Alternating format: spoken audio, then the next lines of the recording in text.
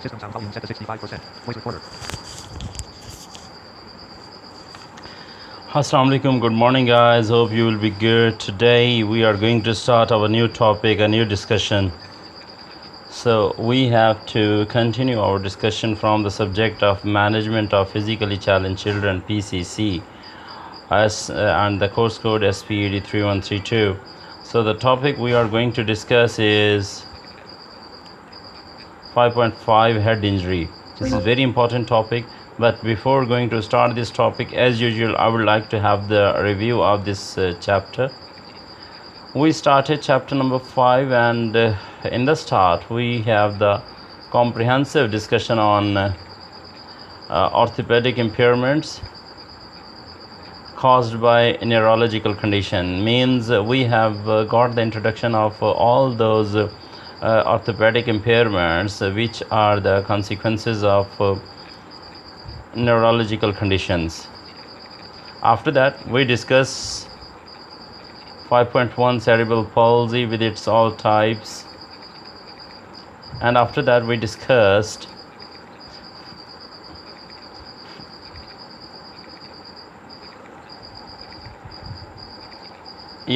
after that we have the discussion on 5.2 spina bifida with its all types, and then we discussed 5.3 spinal cord injury, and then we discussed 5.4 epilepsy.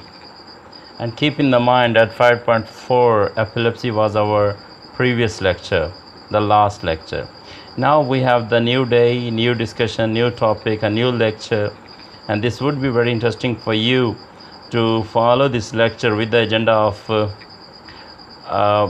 after the successful completion of this topic you will be able to define head injury. This is number 1. आप head injury easily define कर सकेंगे.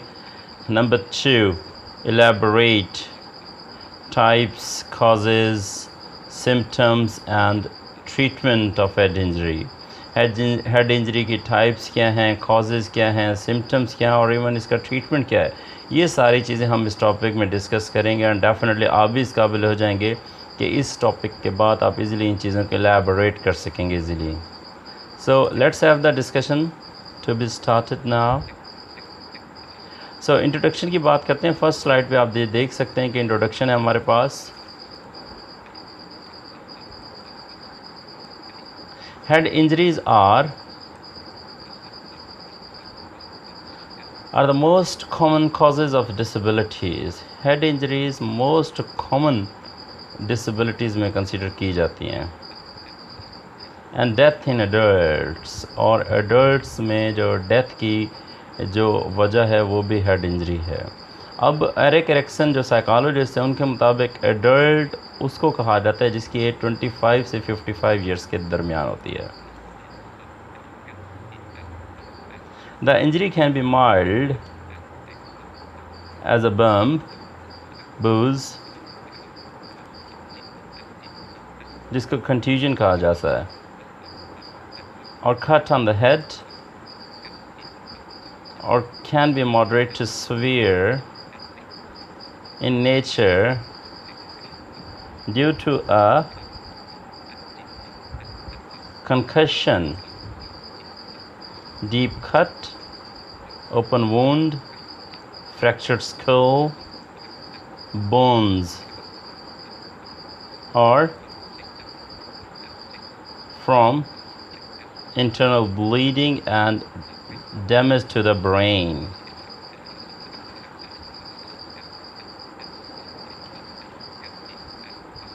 ये जो injury है ये mild हो सकती है.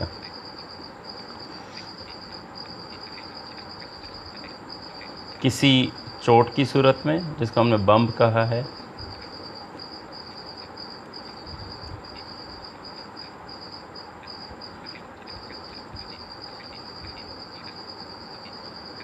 और ब्रूज, BRUISE, ब्रूज कहते हैं डैमेज को,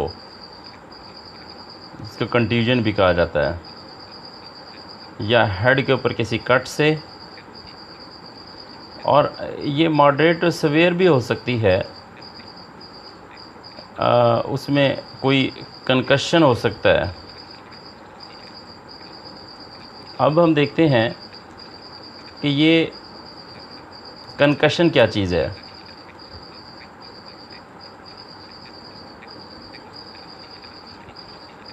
अच्छा, ये लॉस ऑफ कॉन्शियसनेस की वजह से जो सर के ऊपर जो चोट लगती है, जो इंजरी होती है, उसको कंकशन कहा जाता है। डीप कट, किसी गहरे कट की वजह से, या ओपन वोंड, खुले ज़ख़म की वजह से, फ्रैक्चर्ड स्कल बोन, या आपकी जो खोपड़ी की हड्डी है अगर इसमें फ्रैक्चर हो जाए, या इंटरनल ब्लीडिंग भी हो सकती है, या internal damage to the brain भी हो सकता है। ये है मॉडरेट टू सवेयर। तो माइल्ड भी हो सकती है, मॉडरेट टू सवेयर भी हो सकती है। क्या कंडीशन है वो मैं आपको बता चुका हूँ। अच्छा, इस ये नेक्स्ट आप पॉइंट देखेंगे, मोर डिस्क्रिप्शन का एक मैंने पॉइंट बनाया हुआ है। A head injury is a broad term that discover a vast array of injuries that occur to the scalp, skull, brain, and underlying tissues and blood vessels in the head. Hand injury एक broad term है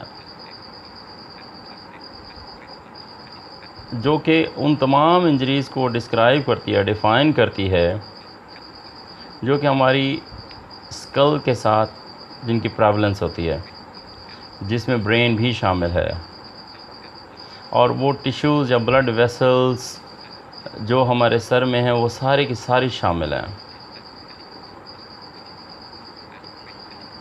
head injury are also commonly referred to as brain injuries और traumatic brain injury. Head injuries को brain injury या traumatic brain injury भी कहा जाता है, जिसको हम लोग शॉर्ट फॉर्म में TBI कहते हैं।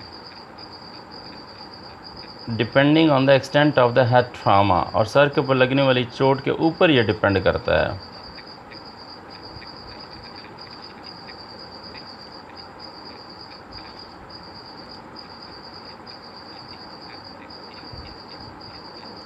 अच्छा, हर साल जो है ना, हेड इंजरी की जो सेवेरिटी है या तादाद है वो बढ़ती जा रही है। 1.7 मिलियन पीपल हर साल हेड इंजरीज़ का शिकार होते हैं। और ये कौन सी हेड इंजरी है? TBI, traumatic brain injury. Millions of Americans are alive today who have had a head injuries. कई अमेरिकन इस तरह के जो है हेड इंजरीज़ के साथ मौजूद हैं, and now need help with the activity of daily living, और अब उनको मदद की ज़रूरत है अपनी डेली लिविंग की जो एक्टिविटीज़ हैं वो परफॉर्म करने में।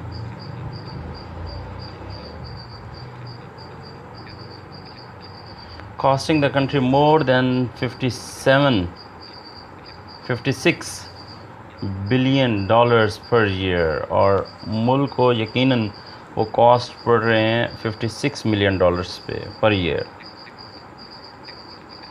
अच्छा, नेक्स्ट पॉइंट है, what are the different types of head injury? Followings are the different types of head injuries. इसमें नंबर 1 पे concussion. A concussion is an injury to the head area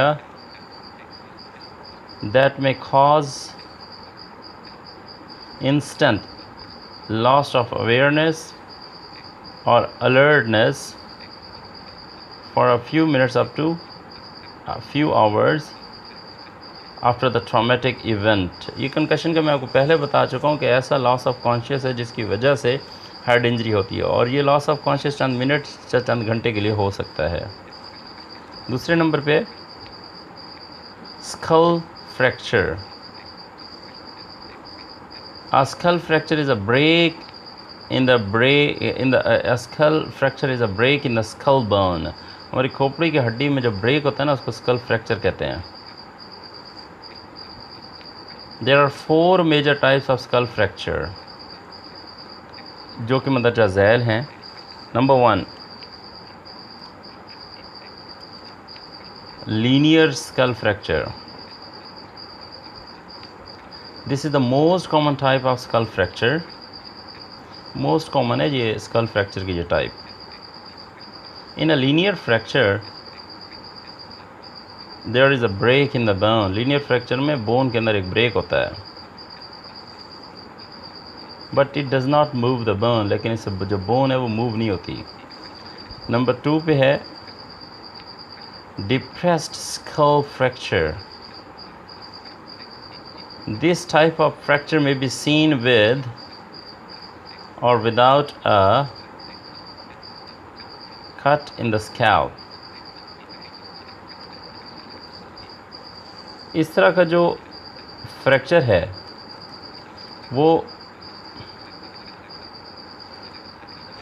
scalp के अंदर अगर cut लग जाए तो उसके अंदर ये देखा जा सकता है. अब ये स्कैल्प क्या चीज़ है? एक तो स्कल होता है ना, SKUL स्कल, खोपड़ी को कहते हैं. ये स्कैल्प SCALP स्कैल्प. स्कैल्प कहते हैं हमारी खोपड़ी के ऊपर जो स्किन होती है उसको स्कैल्प कहा जाता है.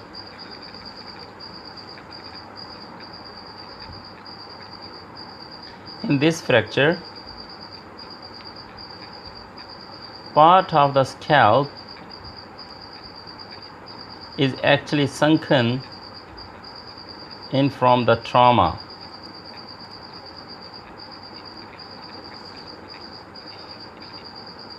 इसमें जो ट्रॉमा होता है वो स्कैल्प के अंदर एक गहरा ज़ख़म हो जाता है, गहरी इंजरी हो जाती है. This type of skull fracture may require surgical intervention. इसके लिए यकीनन सर्जरी हो सकती है. वो टाँके लगते हैं ना, टाँके वगैरह लगना. Depending on the severity, to help correct the deformity. इस डिफॉर्मिटी को करेक्ट करने के लिए, मदद करने के लिए सर्जरी की ज़रूरत यकीनन होती है. तीसरे नंबर पे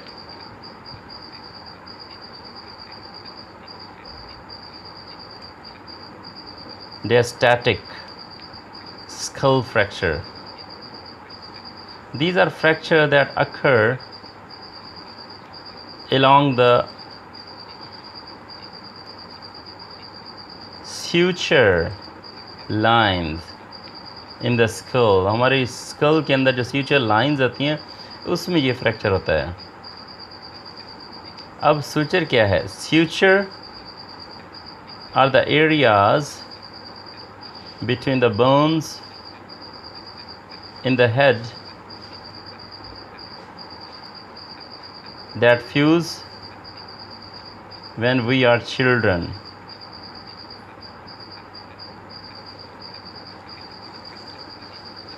ये जो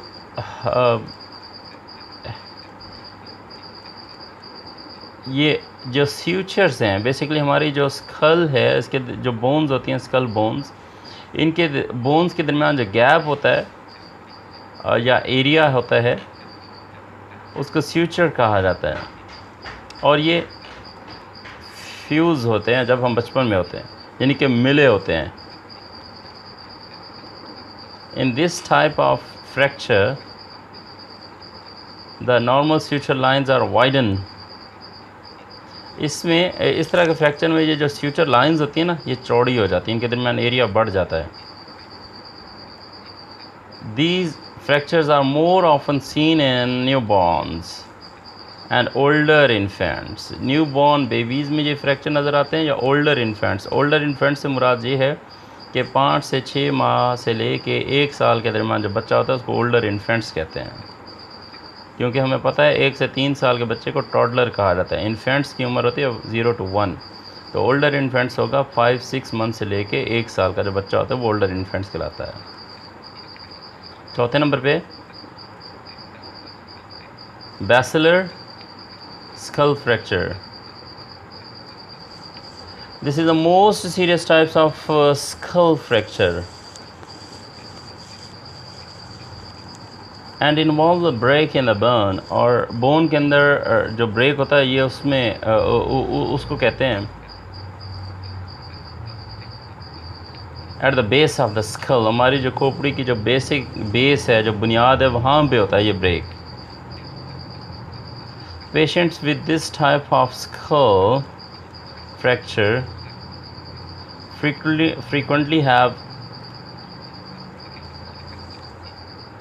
bruises, डैमेज होता है अराउंड देयर आइज़, उनकी आंखों के इर्द गिर्द भी जो है ना वाज़ेह किस्म के निशानात देखे जा सकते हैं। And the bruise behind their ears, और उनके कान के पीछे भी ये ब्रूज मौजूद होता है। They may have also clear fluid draining from their nose और ears due to a tear in the part of the covering of the brain. एक फ्लूइड होता है जो इनकी नाक से या इनके कानों से मुस्तकिल बह रहा होता है, और ये बेसिकली उस टूट फूट से निकलता है जो कि ब्रेन में शामिल होती है। बहुत सीरियस टाइप है ये। These patients usually require close observation in the hospital. Hospital में इनको बहुत ज़्यादा क्लोज ऑब्जर्वेशन की ज़रूरत होती है।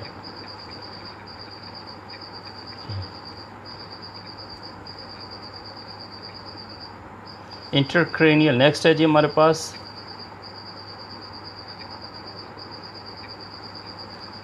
Intercalary head trauma.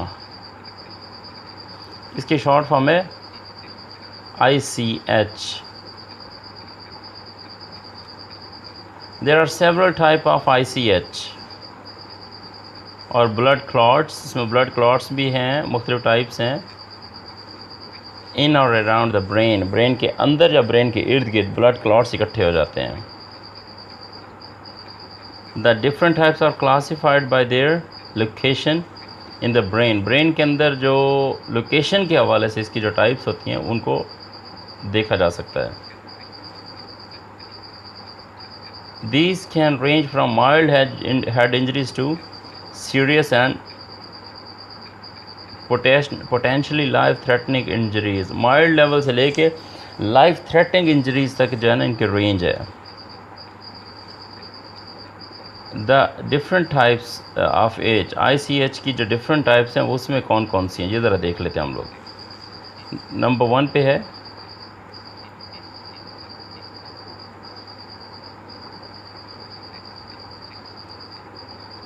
एपिड्यूलर head trauma. एपिड्यूलर के स्पेलिंग देख लेंगे, EPIDURAL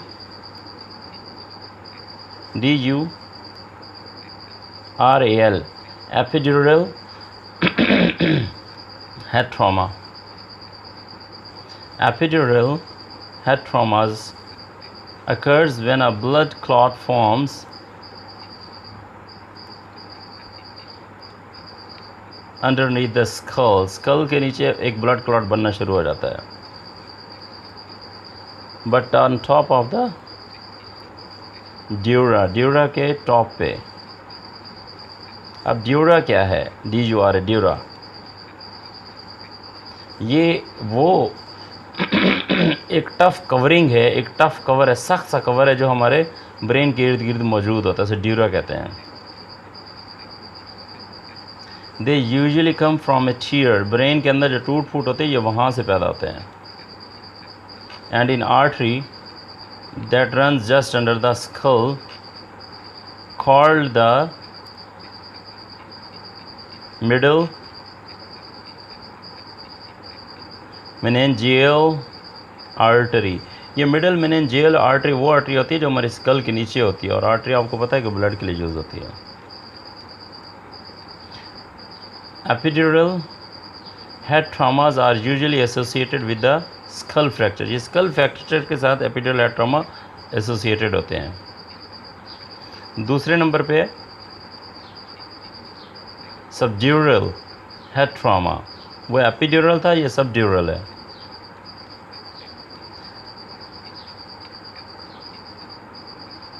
अच्छा, इसमें ये जो सबड्यूरल हेड ट्रॉमा है, बेसिकली इसमें जो ब्लड क्लॉट है वो स्कल के नीचे और आर्टरी के नीचे बनता है, but outside of the brain, लेकिन होता ब्रेन के बाहर है। वो अंदर था, ये बाहर है। This can form from a tier in the veins, veins के अंदर जो टीयर टूट फूट होती है, ये वहाँ से बनते हैं। That go from the brain to the dura, जो ब्रेन से ड्यूरा की तरफ जाती हैं। और from a cut in the brain itself, और ब्रेन के अंदर कट भी हो सकता है इसमें। They are some time but not always associated, some time इनको एसोसिएट किया जा सकता है विद अ स्कल फ्रैक्चर, एक स्कल फ्रैक्चर के साथ। तीसरे नंबर पे कंट्यूजन और इंटरसेरेब्रल हेड ट्रॉमास। कंट्यूजन क्या है? A contusion is a bruise, bruise कहते हैं डैमेज को, to the brain itself, brain के जो डैमेज है उसको कंट्यूजन कहते हैं। A contusion causes bleeding and swelling, contusion वजह बनता है ब्लीडिंग और स्वेलिंग की। Inside of the brain around the area where the head was struck, brain के अंदर या वो एरिया जहाँ पे हेड की टक्कर होती है। कंट्यूजन में occur with skull fracture, contusion जो है स्कल फ्रैक्चर के साथ पैदा हो सकते हैं, और अदर ब्लड क्लॉट्स, या बाकी ब्लड क्लॉट्स के साथ भी। फॉर एग्ज़ाम्पल सबड्यूरल या epidural head traumas. Bleeding that occurs inside the brain itself, also called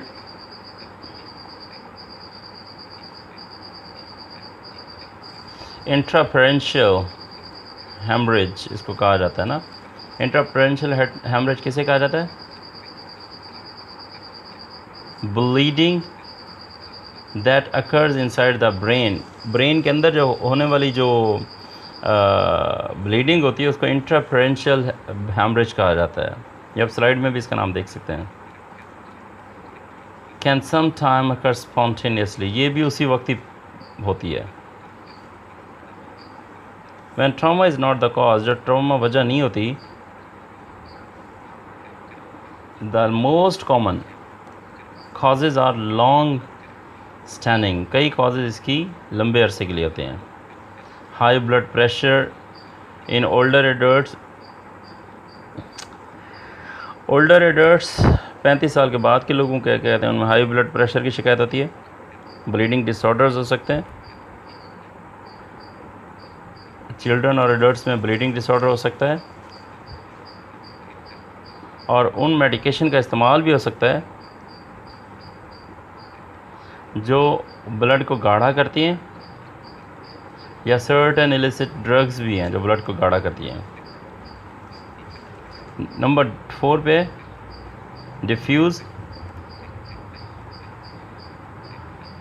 external injury, जिसको DAI भी कहते हैं। ये जो इंजरी बहुत ज़्यादा कॉमन है, and caused by shaking of the brains back and fourth, आगे पीछे सर को हिलाने से होती हैं। Which can happen in car accident, और ज़्यादातर कार एक्सीडेंट में ये होती हैं। फ्रॉम फॉल्स और शेकन बेबी सिंड्रोम, गिरने से होती हैं या शेकन बेबी सिंड्रोम से होती हैं। Diffuse injury can be mild, mild हो सकती है diffuse injury. For example with a concussion, concussion क्या है ये मैं आपको पहले समझा चुका हूँ। और मे बी वेरी सिवियर, बहुत सवेयर भी हो सकते हैं, जिसमें डिफ्यूज एक्सटर्नल इंजरी भी शामिल है, जिसको DAI कहते हैं। In a DAI the patient is usually in a coma, patient coma में होता है DAI में, for a prolong period of time, लंबे अरसे के लिए, with injury to many different parts of the brain, और ब्रेन के डिफरेंट पार्ट्स के साथ इंजरी भी इसमें इन्वॉल्व है। नेक्स्ट पॉइंट है हमारे पास, what causes head injury. There are many causes of head injury in children, बच्चों में हेड इंजरी की बहुत सारी कॉजेज हैं, एंड एडल्ट्स, और एडल्ट्स में भी। The most common traumatic brain injuries are from motor vehicle accident, कई जो हेड इंजरीज होते हैं वो गाड़ियों के एक्सीडेंट की वजह से होते हैं। जिनमें ऑटोमोबाइल्स भी शामिल हैं, मोटरसाइकिल शामिल हैं, और स्ट्रक एज अ पेडेस्ट्रियन, और पैदल चलने वालों को किसी की टक्कर लग जाए तो वो भी, ये नहीं कि है मोटरसाइकिल का एक्सीडेंट, चाहे बंदा खुद चला रहा हो या पैदल चल रहा हो, गाड़ी या उसे टक्कर मारेगी या वो खुद किसी को टक्कर मारेगा, एक्सीडेंट होता है। फ्रॉम फॉल्स, गिरने से भी होता है, और as a result of child abuse, और बच्चे की चाइल्ड अब्यूज़ के बारे में, ये फिर है चाइल्ड अब्यूज़, एक लंबी डिस्कशन है, इस पर हम किसी और वक्त बात करेंगे।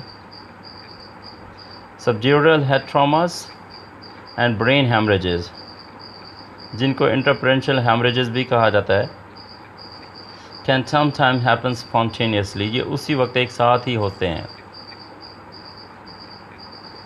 What causes bruising and internal damage to the brain, ये नेक्स्ट एक पॉइंट है, क्वेश्चन की सूरत में मैंने लिखा हुआ है स्लाइड पे, इसको ज़रा देखते हैं ये क्या है। When there is a direct blow to the head, जब हेड को, सर को डायरेक्ट टक्कर लगती है, shaking of the child, as seen in many cases of the child abuse, बच्चे के चाइल्ड अब्यूज़ के सूरत में बच्चे के जो सर पे जो लगती है, shaking of the child उसे कहा जाता है, चोट लगती है। और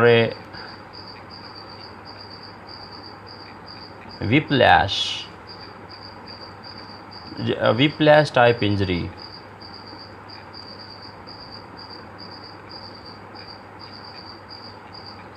as seen in motor whiplash, ये जो टाइप इंजरी है ये मोटर व्हीकल एक्सीडेंट में सामने आती है।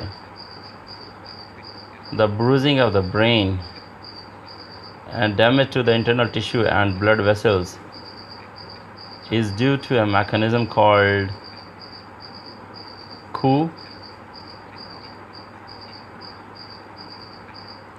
COOP, C-O-U-P, COOP,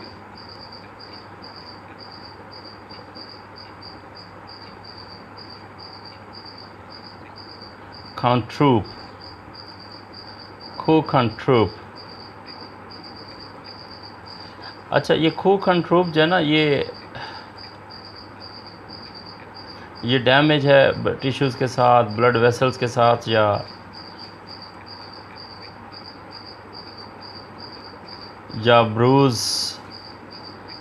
bruising of the brain, ये सारा खूब कंट्रूप में आता है।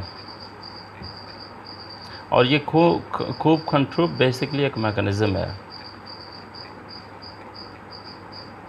अब bruise directly related to trauma, ये जो ब्रूज है, डैमेज है, ट्रामा से ही रिलेटेड है। At the site of impact,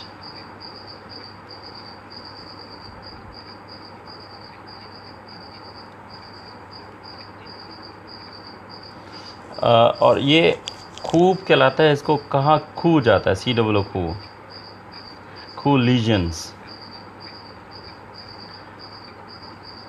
as a brain jolts backward, जैसे ही सर पीछे की तरफ जाता है, it can hit the skull on the opposite side, जिस स्कल को अपोजिट साइड पे हिट करता है, एंड कॉज अ ब्रूज, और ब्रूज का बायस बनता है, जिसको काउंट्रूप लीजन कहा जाता है। The jarring of the brain against the side of the skull, skull की साइड पे जो jarring of the brains होता है, can cause a shearing, जिसको tearing of the internal lining, यानी कि इंटरनल लाइनिंग की टूट फूट भी कहा जाता है। टिश्यूज़ में भी ये आता है।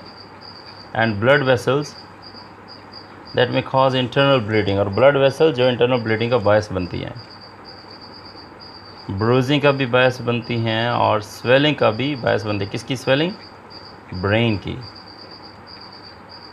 नेक्स्ट पॉइंट है हमारे पास लॉस ऑफ कॉन्शियसनेस। नेक्स्ट है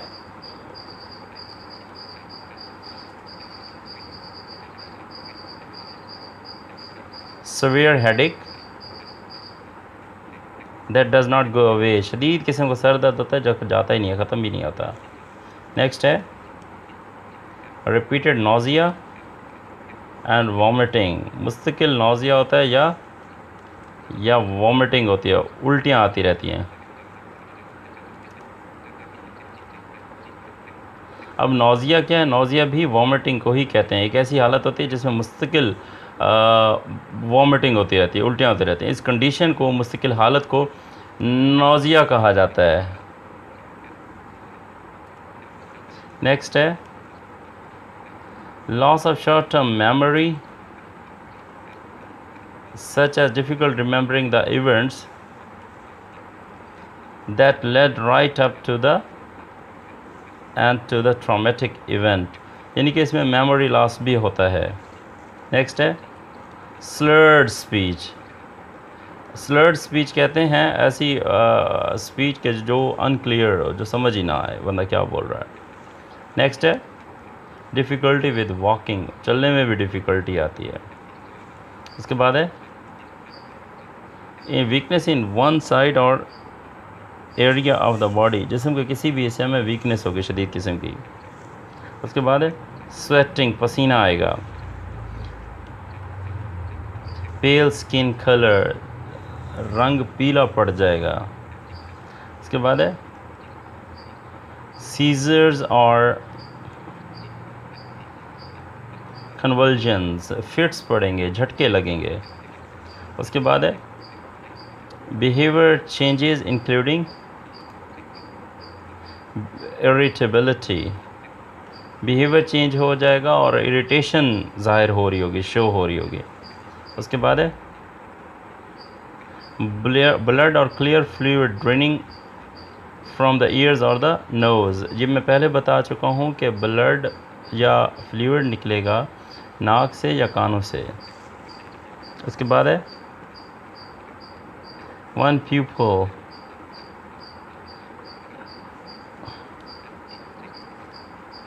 ये प्यूपल क्या है? हमारे पार्ट्स ऑफ आई में आता है। हमारा जो कॉर्निया है उसका जो मिड पॉइंट है उसके अंदर एक सुराख होता है, होल होता है, उसको प्यूपल कहते हैं ना। इसकी डेफिनेशन है dark area in the centre of the eye, pupil की, या hole in the structure of the eye is dilated, ये डायलेट हो जाता है, फैल जाता है, पुतली फैल जाती है। And looks larger than the other I, और एक आँख की निस्बत ये ज़रा बड़ा नज़र आता है और कभी छोटा नहीं होता।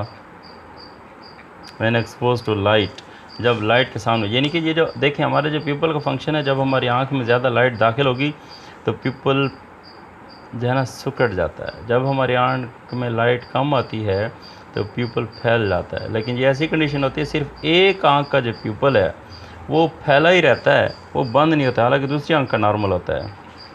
नेक्स्ट है डीप कट और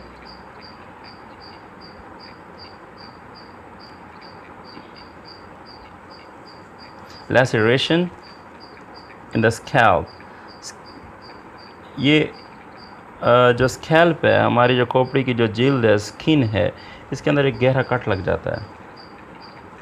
नेक्स्ट है open wound in the head, sir के अंदर एक बड़ा सा ज़ख्म होगा। नेक्स्ट है foreign object penetrating in the head, कोई भी फॉरेन ऑब्जेक्ट जो है ना वो पेनिट्रेट करेगा सर के अंदर, या उन ज़ख्मों से या उन वो जो टीयर्स हैं, टूट फूट है। उसके बाद है coma, a state of unconscious एक स्टेट है कोमा ना, from which a person can not be awakened, यानी कि आदमी कोमा की कंडीशन आप जानते हैं क्या होता है कि बंदा अपने होश आवास में नहीं होता, बेहोश ही होता है। उसके बाद है वेजिटेटिव स्टेट। वेजिटेटिव स्टेट क्या है? A condition of brain damage, brain damage की एक कंडीशन है जिसमें एक आदमी अपनी जो थिंकिंग एबिलिटी है वो खो देता है और अवेयरनेस ऑफ हिज सराउंडिंग वो भी उसकी ख़त्म हो जाती हैं। But retain some basic functions such as breathing and blood circulation, यानी कि एक आदमी जो है ना वो एक ज़िंदा लाश की तरह होता है, सांस ले रहा होता है, ब्रीदिंग कर रहा होता है, लेकिन बाकी सारी चीज़ें उसकी गायब होती हैं, थिंकिंग वगैरह हर चीज़। तो इसका कहा जाता है वेजिटेटिव स्टेट। नेक्स्ट है लॉक्ड इन सिंड्रोम। अभी लॉक्ड इन सिंड्रोम क्या है? ये एक न्यूरोलॉजिकल कंडीशन है इन विच अ पर्सन इज़ कॉन्शियस, जिसमें पर्सन कॉन्शियस होता है and can think and reason, और सोच भी सकता है, लॉजिकली भी देख सकता है, बट कैन नॉट स्पीक और मूव, लेकिन ना बोल सकता है ना हिल सकता है। ये है लॉक्ड इन सिंड्रोम। अब हम देखते हैं ये जो सिम्टम्स होते हैं हेड इंजरी के, वो किसी और प्रॉब्लम से भी रिजेंबल करते हैं और मेडिकल कंडीशन से भी ज़ाहिर होते हैं। Always consult the doctor, doctor से हमेशा कंसल्ट करें इस के डायग्नोसिस के लिए। नेक्स्ट हमारे पास पॉइंट है how are head injuries diagnosed. Head injuries को डायग्नोज कैसे किया जा सकता है?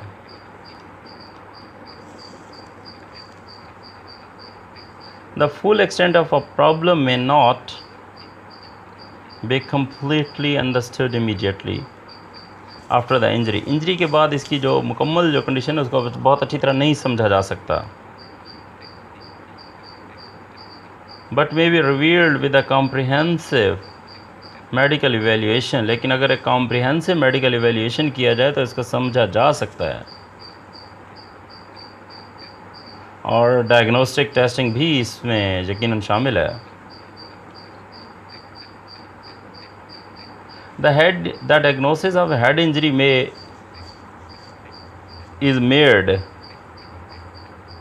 With a physical examination. Head injury का जो डायग्नोसिस है वो फिज़िकल एग्जामिनेशन से ही किया जाता है, एंड डायग्नोस्टिक टेस्ट, और डायग्नोस्टिक टेस्ट के ज़रिए इसको डायग्नोज किया जाता है। During the examination the doctor obtain a complete medical history. Doctor जो है ना कंप्लीट मेडिकल हिस्ट्री हासिल करते हैं मरीज़ की और फैमिली की भी, and ask how the injury occur. पूछते हैं कि इंजरी हुई कैसे है। Trauma to the head can cause neurological problem. Head का जो ट्रॉमा वो न्यूरोलॉजिकल प्रॉब्लम क्रिएट करता है, and may require further medical follow up, और यकीनन मज़ीद मेडिकल फॉलोअप की ज़रूरत पड़ती है आपको। अभी डायग्नोस्टिक टेस्ट कौन कौन से हैं उसमें नंबर 1 पे हम देख सकते हैं ब्लड टेस्ट है, दूसरे नंबर पे एक्सरे है, तीसरे नंबर पे कंप्यूटराइज्ड टोमोग्राफी स्कैन, जिसका सीटी स्कैन भी कहा जाता है। इसको कैट स्कैन भी वैसे कहा जाता है। ये इमेजिंग टेस्ट में आता है ना सीटी स्कैन। नेक्स्ट है ये जो सीटी स्कैन होते हैं ना, CT scan are more detail than X-ray. X-ray के निस्बत सीटी स्कैन बहुत ज़्यादा डिटेल में होते हैं। नेक्स्ट है इलेक्ट्रोएन्सेफलोग्राम, जिसको ईईजी भी कहा जाता है। अच्छा, बाय द वे ये एक प्रोसीजर है जो ब्रेन की जो कंटिन्यूअस जो इलेक्ट्रिकल एक्टिविटी, जो न्यूरॉन, जो इलेक्ट्रिकल इम्पल्सेस ब्रेन के अंदर मूव हो रहे थे उनको मॉनिटर करता है, और ये इलेक्ट्रोड के ज़रिए मॉनिटर किए जाते हैं जो कि खोपड़ी के साथ अटैच होते हैं। अच्छा, ईईजी जो है ये एपिलेप्सी के लिए भी यूज़ किया जाता है, ये टेस्ट डायग्नोज करने के लिए। लास्ट लेक्चर में मैंने ये पॉइंट डिस्कस नहीं किया था, आपको बता दूं इलेक्ट्रोएन्सेफलोग्राम एपिलेप्सी के लिए भी यूज़ होता है। उसके बाद है मैग्नेटिक रेजोनेंस इमेजिंग, एमआरआई। ये भी एक किस्म का इमेजिंग टेस्ट है जिसमें रेडियो वेव्स के ज़रिए जो है ना वो सारा वो स्कल का मुआयना किया जाता है। अच्छा, नेक्स्ट पॉइंट हमारे पास treatment of head injury. Head injury का ट्रीटमेंट क्या है? Specific treatment of head injury will be determined by the doctor.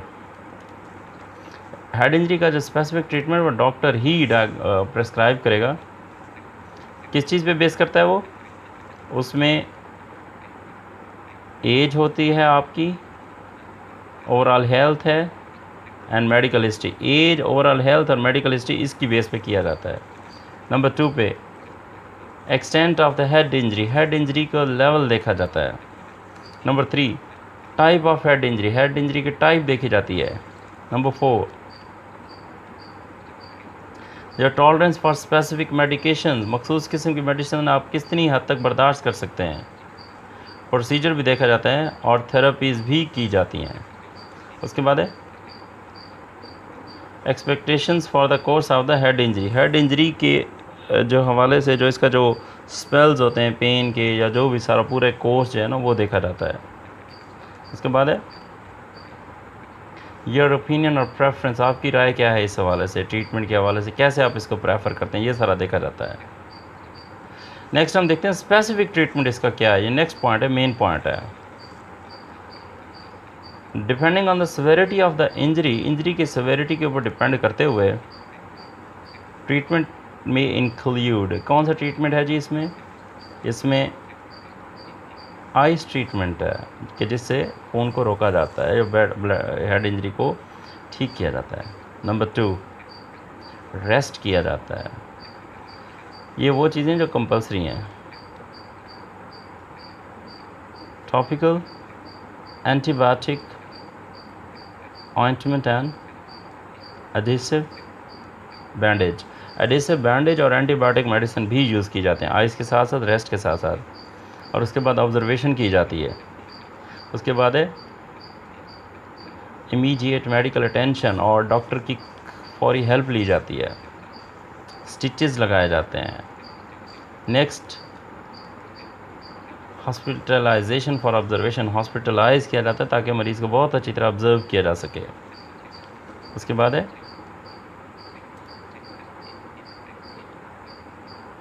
Moderate सेडिएशन और assistance with breathing that would require being placed on a breathing machine or mechanical ventilator, respirator। कि इसमें ये भी देखा जाता है कि अगर मरीज़ को वेंटिलेटर की ज़रूरत है, ब्रीदिंग मशीन की ज़रूरत है, ऑक्सीजन सपोर्ट की ज़रूरत है तो वो भी प्रोवाइड की जाती है। नेक्स्ट पॉइंट है सर्जरी, सर्जरी भी की जा सकती है। ये स्पेसिफिक ट्रीटमेंट है। ट्रीटमेंट इज़ इंडिविजुअलाइज, ट्रीटमेंट हमेशा इंडिविजुअलाइज ही होता है। Depend on the extent of the condition को मद्देनज़र रखते हुए, and the presence of other injuries, और बाकी इंजरीज़ की भी देखते हुए। ये the patient has a severe head injury, अगर मरीज़ का सीवियर हेड इंजरी है, ही और she may require monitoring for increase intracranial pressure. Intracranial pressure कहते हैं प्रेशर इनसाइड द स्कल, खोपड़ी के अंदर जो प्रेशर होता है उस वजह से भी वो मरीज़ के अंदर शदीद किस्म का पेन प्रोड्यूस करता है, जिसकी वजह से मरीज़ को ऑब्जर्व करने की ज़रूरत होती है।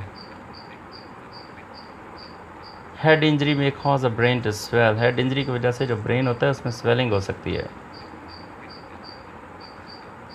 Since the brain is covered by the skull, खोपड़ी के ज़रिए ब्रेन को कवर किया जाता है।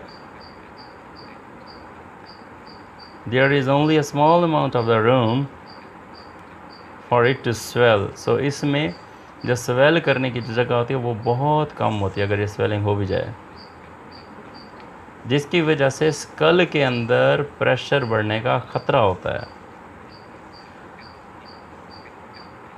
Which can lead to brain damage, और इस वजह से ब्रेन डैमेज भी होता है। यानी कि हमारी खोपड़ी है, खोपड़ी के अंदर हमारा ब्रेन है स्कल के अंदर, और ये जो ब्रेन है इसके साथ थोड़ी सी स्पेस होती है। अगर ब्रेन में स्वेलिंग हो जाए तो वो इस स्पेस को फिल कर देता है और फिर वो इस स्पेस से बाहर आने की कोशिश करता है, जिसकी वजह से शदीद पेन भी होता है और ब्रेन डैमेज होता है यकीनन।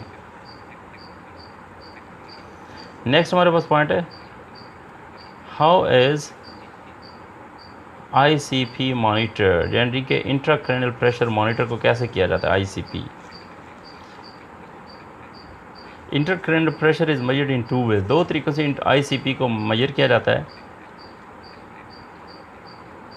One way is to place a small hollow tube अच्छा, एक छोटी सी ट्यूब लगाई जाती है जिसको कैथेड्रल कहा जाता है, into the fluid field space, यानी कि वो जो स्पेस होती है उसमें वो कैथेड्रल लगाया जाता है ब्रेन के अंदर ना। और अदर टाइम्स अ स्मॉल हॉलो डिवाइस जिसको बोल्ट कहा जाता है is place through the skull in the space just between the skull and the brain. Brain और स्कल के दरमियान में जो स्पेस होता है वहाँ पे ये छोटी सी डिवाइस लगा दी जाती है।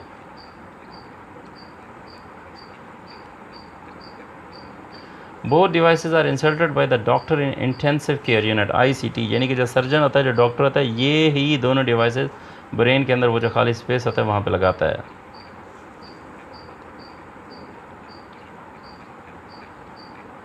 The ICP device is then attached to monitor a constant reading of the pressure inside the skull, और स्कल के अंदर जो कांस्टेंट जो प्रेशर की जो कंडीशन होती है ये उसको रीड करता रहता है। If the pressure goes up, अगर प्रेशर थोड़ा ऊपर जाए, it can be treated right away, तो इसको ट्रीट किया जाता है। The ICP device which is placed in the patient will be given medication to stay comfortable, मरीज़ को मेडिसिन दी जाती है ताकि वो जो ICP डिवाइस है वो मरीज़ के लिए कंफर्टेबल हो। When the swelling has gone down, जब स्वेलिंग कम होती है, and there is little chance of more swelling, जब स्वेलिंग कम होती है और फिर इसके चांसेस बहुत कम रह जाते हैं दोबारा होने के, the device will be removed, ये ICP device intracranial pressure device जो है ये रिमूव कर दी जाती है। नेक्स्ट हमारे पास एक पॉइंट है, life long consideration for a person with head injury. Life long consideration क्या है?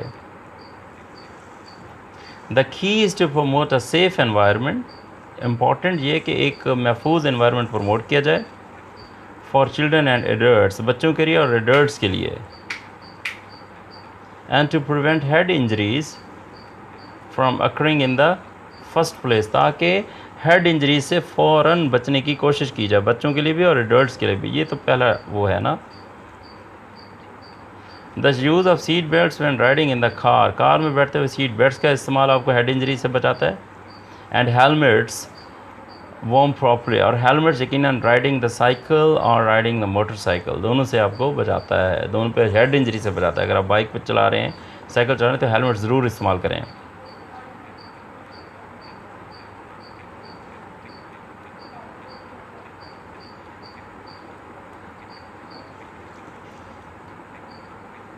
Person who suffer a severe head injury, ऐसे लोग जिनको शदीद किस्म की हेड इंजरी होती है, मे लूज़ मसल स्ट्रेंथ, उनको वो मसल की स्ट्रेंथ भी लूज़ कर देते हैं। फाइन मोटर स्किल्स भी उनकी ख़त्म हो जाती हैं, और स्पीच का भी मसला होता है, विजन का भी होता है, हेयरिंग का भी इससे होता है, and taste function also, taste का भी होता है, depending on the brain region, और ये ब्रेन के जो रीजन होते हैं उन पर डिपेंड करता है जो इन्वॉल्व होते हैं, and severity of the brain damage, और ब्रेन डैमेज की सिवियरिटी के मुताबिक ये बंदे के साथ या बच्चे के साथ प्रॉब्लम हो सकता है। मसल्स की लूजनेस है, फाइन मोटर स्किल्स का इशू है, विजन हेयरिंग है, मतलब सिवियरिटी ऑफ द लेवल और area of the brain which is involve, ये दोनों चीज़ें होती हैं इसमें। Long short term changes in the personality के अंदर लॉन्ग टर्म या शॉर्ट टर्म जो चेंजेस होते हैं, और बिहेवियर के अंदर भी जो चेंजेस होते हैं, मे आल्सो अकर, वो भी हो सकते हैं। These person require long term and medical rehabilitative, जिसमें फ़िज़िकल है, ऑक्यूपेशनल है, स्पीच थेरेपी है, इन सब की मैनेजमेंट शामिल है लॉन्ग टर्म के लिए। ये मेडिकली भी चाहिए और सोशली भी इनको जो है ना एडजस्टमेंट की ज़रूरत होती है। तो ये हमारे पास आज का लेक्चर था ट्रॉमेटिक ब्रेन इंजरी या हेड इंजरी के हवाले से। तो एक कॉम्प्रिहेंसिव डिस्कशन हुई है। I hope that you people have learn very well. और यकीनन आप इस काबिल हो चुके हैं कि आप इस टॉपिक को या इस जो सिचुएशन जो हमने डिस्कस की है इसको आप बहुत अच्छी तरह किसी भी फोरम पे डिस्कस कर सकें। Thank you very much, good luck.